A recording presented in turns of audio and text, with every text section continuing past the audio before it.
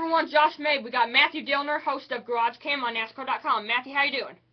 I'm doing excellent. Just got here in Vegas and was out here for Phoenix and drove between the two races, went to Sedona, did a little sightseeing, and now getting ready for tomorrow's big test and then this weekend's races at Las Vegas.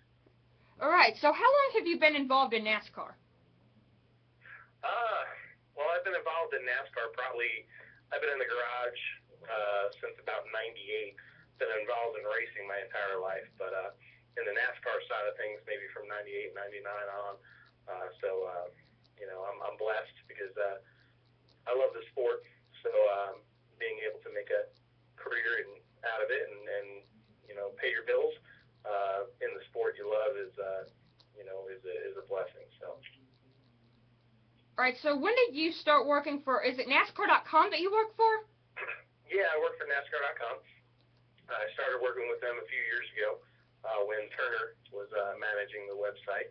And then, of course, last year was the big transition to where NASCAR is actually, they took over the website. So I went along with a few of us over from Turner over to that new venture and been working for them for a few years. It's a great deal. I mainly have been doing camera work. I grew up being a producer and then started doing camera work, and NASCAR.com's given me an opportunity to do more than that. Do analyst stuff, comedy sketches that we're doing now to Garage Cam, so it's great. Yeah. So since this is the last year for Turner, that's not going to affect you doing Garage Cam, is it? I'm sorry, Kay, you were breaking up. Did you say it again? Even though this is the last year that TNT is going to be broadcasting NASCAR, that's not going to affect you being involved, is it? Oh, no, not at all. I mean, NASCAR.com is managed by NASCAR. So the Turner folks are great people. I've worked with them from the first time NBC had the contract. It was partnered with Turner, with TNT. They're great to work with back then. And then my first year or two with NASCAR.com, it was under the Turner umbrella. And they're just awesome people to work for over there. So hopefully we see them back in our sport at some point. Turner is a great group, great company. So let's talk about Garage Cam. I think this is really unique. I really enjoy it, and I watch whenever I can. And if y'all haven't seen Garage Cam, I recommend you see it. Matthew, tell the people who don't know what Garage Cam is, what it is, and what it goes on. Oh, Garage Cam is a live interactive show on NASCAR.com. It's okay. If you've never seen it, basically, your fans listening to this, it's like nothing you've ever seen. It's almost like having a pit pass to the garage about a half an hour before that first practice, typically. And it's uncut. It's raw. It's unproduced. It's not, let's go down to Steve Burns with who's standing by with Matt Kenseth.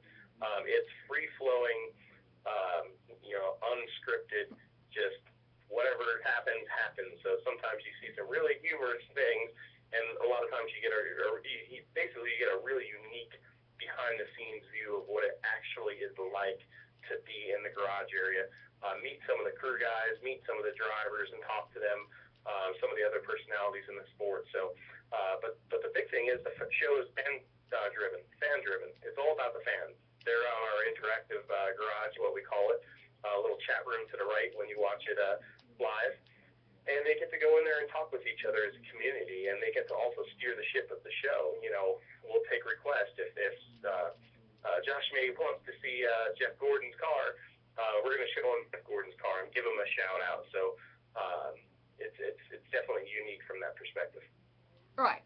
So how many people are in the Garage Cam production? Is it you and then one other person that holds the microphone, or?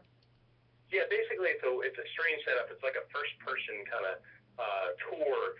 So basically we made it so you, the viewer, are basically walking through the garage, and then when we interview somebody, they're looking at the cameraman or the camera itself. I wear a little Britney Spears headset mic, as we like to joke and call it, and have the camera in my hand and walk around and talk to people. We have an audio guy that comes with us, and he'll stick the mic in there so we can get a little bit better sound. and typically we'll have a producer that's with us that holds the Sprint tablet that we have, that we monitor the chat room on, and see what everybody's requesting and some of the fun things that people are saying, so that way we can get them on the show. So which one does Chuck Bush do?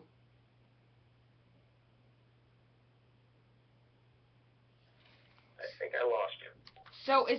Yeah, I'm here. So is Chuck Bush, is he the producer or the audio guy? Chuck Bush is actually one of the producers. So Chuck and I have worked together for a long time. Actually, well, not a long time, 2 years, but it seems like a long time. But he's a great guy, incredibly talented guy. So he's one of the few, 2 or 3 people that are producers that walk around with a tablet on the show. And then Chuck and I also do some sketch comedy bits now on NASCAR.com called the F Post. So a little shameless plug there. We had our first debut just before Daytona with a Future Awards kind of program. It's a lighthearted comedy type sketches, and we're working on a bunch of them for the remainder of the season, including, I think we're shooting one tomorrow. That will be very interesting. So you guys will probably see that in the coming weeks. Right. So, is it a different audio person every week and a different producer every week? Because I've noticed when you talk about the producers and the audio guy, you normally say a different name. So is it a different person every week? Yeah, I mean, it just depends on the schedule. Our producers don't travel every single week. They don't do every race. They kind of switch them out. So there's about 3 or 4 of them that'll be on NASCAR.com, for a typical NASCAR weekend. And as far as audio is concerned, we used to have one guy. Now we have a new guy, CJ Latirzo, young kid, 24, and on his weekends off we'll have somebody else, but generally now it's CJ as my audio guy. Awesome. So in Garage Cam, what is the most fun person you've ever interviewed on Garage Cam? Oh, geez, that's a good question, Josh. Wow, that's definitely a good question. I mean, we always have fun with Carl Edwards. Yeah. Carl, from the first time we interviewed him, he actually grabbed the camera and took it in his car and gave the fans a different perspective. We always have fun talking to him, always have fun talking to Brian Scott or Justin Allgaier, or there's so many of them. We had some fun this year talking to a guy that threw a Frisbee for a living and did trick shots. Yeah, I saw that. That was fun. That we tried to do. So, we've talked to some interesting people. I don't know if any one of them 100% stands out in my mind, but I don't mean to sound PC, but I love to talk to everybody. I love talking. I mean, my parents told me not to talk to strangers. I love talking to strangers. Hey, remember when Haskell did that thing with the Frisbee guy? Yeah, yes, and Haskell actually hit the shot. So, which there was some controversy whether or not he hit the shot, but he hit the shot. So we have a good time. Actually, you know what? Thinking about it now, one of the most fun people to talk to in the garage, and people say this whether it's Garage Cam or not, just because you never know what you're going to get with him, because he's I don't want to say ADD, but he has traits comparable to ADD. He's all over the place, but he's a lot of fun and a good racer is Clint Boyer. So we interviewed him the day after his flip at Daytona this year. He flipped it upside down and said, "All right, that's how I'm doing." So we always have a lot of fun with him. You should see if Carl Edwards would do a backflip on Garage Cam. That would be pretty spectacular. Being with Carl a lot, people ask that of him all the time at autograph sessions. That when you're just out in the general public. I remember one time being with him in at Talladega, walking around, and a few fans asking him, and he'll be at an appearance and somebody asks him. He's smart. He reserves that just for winning, and if he starts doing it too much, everybody's going to just ask him to do it, and he'll be a carnival act almost, sitting there doing backflips. Where that's a celebratory thing, and he's a racer, and he likes to be known for his racing, but he definitely brings a different level of unique to NASCAR.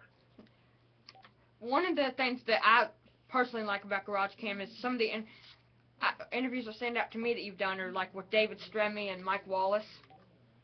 Yeah, I mean, the good thing about Garage Cam is we try to cover every car. Yeah. Sometimes on TV, because of limited time, they seem to go with just the big stories. With Garage Cam, since it's very much a behind-the-scenes type show, we like to show every car in the garage. At least show every car in the garage, if we can, every week. And that means sometimes that guys like a Blake Cook, people that are maybe on the second side of the garage, maybe that have been running maybe in the 30th place position or 35th place and trying to get there, they'll still get exposure. They'll still get interviewed. We still get to tell that driver's story, because for the fan at home, they may not realize this, but every single person in that garage, whether it's a driver or a crew person, they all have a story, and it's our job to tell it. And that's the thing that I take great pride in with Garage Cam, the fact that we can tell people stories that sometimes, really don't get told. The one funny part that I can remember, it was just last week, I think, is when you had Chris Rice on, and the crew chief of the 99 car. Entertaining Chris Rice. Yeah, and then he had James Busher sign some underpants or something. Yes. Actually, it was the Blue Jeans Go Green 200 last week at Phoenix International Raceway, and a great sponsor, Cotton Recycles, does that program, and it's a really cool deal. They actually take jeans, so James Busher and Rice, everybody in the garage, a lot of people just brought some old jeans and gave them to them. And there are places set up at the racetrack where fans could do so as well, and they turn them into insulation that gets put into homes for Habitat for Humanity. And so it's really cool seeing a big company like Cotton give back. But having Rice come out there, Rice is, if you don't know Chris Rice, he's a very dedicated family man, a dedicated crew chief, very smart, very underrated crew chief in our garage. But he's got a personality, and that's what we love about him on NASCAR.com. And in fact, we've been using him beyond Garage Cam now for something we're calling Race Center, which is kind of a Sunday morning update on kind of what's going on going into the race. So it's great to see Chris get that opportunity because he's a good person, and we need more entertaining people on there. So especially it's the internet, it's free format. We can have fun and bring something unique to the fan. All right, so I have a couple more questions. First one, who's your pick for this weekend? Oh, good question, actually. I think it's about time that Matt Kenseth steps up. I know he won here last time we were here, and he didn't have a great week at Phoenix. But the way that team is operated, they seem to really step it up whenever they get behind the eight ball. So I think Matt Kenseth would be a really good pick this weekend for sure. Greg Biffle might be another one, but you can't argue if you're a race fan out there with the guys that just do good at this track. Biffle does really well at this track, but you got to look at your Jeff Gordons. You got to look at traditionally at Jimmy Johnson. His driver rating is a 112 driver rating, which if you're a stat nerd, that's a pretty spectacular driver rating. With an average finish of somewhere around 9 at this track. So.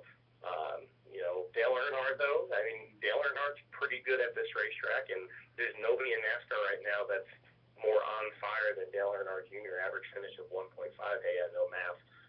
Finishing first at Daytona 500 and second, of course, at Phoenix, so he'd be one to beat as well. And Kevin Harvick, that momentum and that weight lifted off of their shoulder. New team, Rodney Childers, underrated season. Always puts together some fast race cars. It came out really strong at Phoenix. Now to make them relax a little bit and they can do what Rodney Childers from that sharp race cars. If you look at the race cars that he manages, always to the sport. Now they don't have the pressure to get in the chase. They just have to go out there and they can take some risk and try to get the win. So people like him, people like Dale Earnhardt Jr., if you're going for a picking win, it could be really, really dangerous. That's good. All right, I got one more question for you, and that is when a car like the garage stalls are lined up by points, right? Yeah, it's different this year though. They are different this year because the trailers are lined up differently. They're put together by teams now to make things easier on a team request. So it's a little jumbled up right now, but we'll all get used to it. So like the Hendrick Motorsports cars are all together and stuff like that. Well, the trailers are all together. The cars may not be together.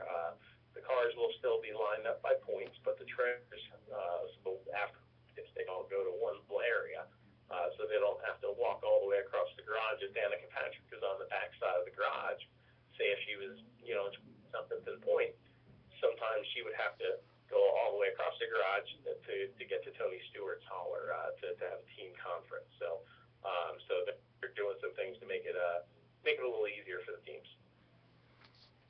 All right, Matt. Well, I'd like to thank you for taking your time today, and can't wait for Garage Cam this weekend. I appreciate it, and I appreciate you being a big advocate for NASCAR.com and for Garage Cam, and make sure you tune in Las Vegas Garage Cam this weekend. So we got 2 shows this week. We try to do 2 to 3 a week. Try to do 1 in each series. This week we got Nationwide and Sprint Cup. Sprint Cup's on at I think you're an Eastern time guy over there, Josh. So it would be 10:30 a.m. 1:30 p.m. Eastern time. 1:30 p.m. Eastern time for Sprint Cup, which is 10:30 local here in Vegas. On Friday. And 3 p.m. for the Nationwide show, which is noon local here in Vegas. So I hope to see you in the chat room, and appreciate your support. All right, thanks, Matthew. Thanks for joining us. Josh, you have a good one. If you ever need anything, give me a holler. All right, thanks. Thanks. That's all for NASCAR Minute.